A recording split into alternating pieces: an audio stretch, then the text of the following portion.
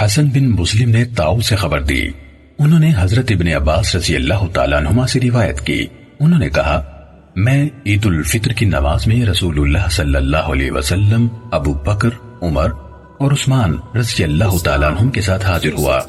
یہ سب خطبے سے پہلے نماز پڑھتے تھے، پھر خطبہ دیتے تھے۔ ایک دفعہ اللہ کے نبی صلی اللہ علیہ وسلم بلند جگہ سے نیچے آئے، ایسا محسوس ہوتا ہے کہ میں اب بھی آپ کو دیکھ رہا ہوں۔ جب آپ اپنے ہاتھ سے مردوں کو بٹھا رہے تھے، پھر ان کے درمیان میں سے راستہ بناتے ہوئے آگے بڑھے، حتیٰ کہ عورتوں کے قریب تشریف لے آئے، اور بلال رضی اللہ تعالیٰ عنہ آپ کے ساتھ تھے۔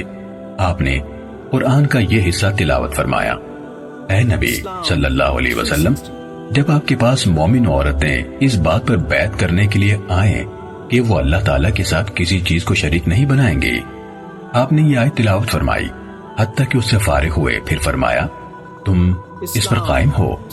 تو ایک عورت نے، جبکہ آپ کو اس کے علاوہ ان میں سے کسی نے جواب نہیں دیا، کہا ہاں اے اللہ کے رسول صلی اللہ علیہ وسلم۔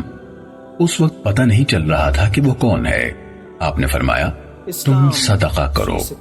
اس پر بلال رضی اللہ تعالیٰ عنہ نے اپنا کپڑا پھیلا دیا، پھر کہنے لگے لاؤ تم سب پر میرے ماں باپ قربان ہو۔ تو وہ اپنے بڑے بڑے چھلے اور انگوٹھیاں بلال رضی اللہ تعالیٰ عنہ کے کپڑے میں ڈالنے لگی۔ صحیح مسلم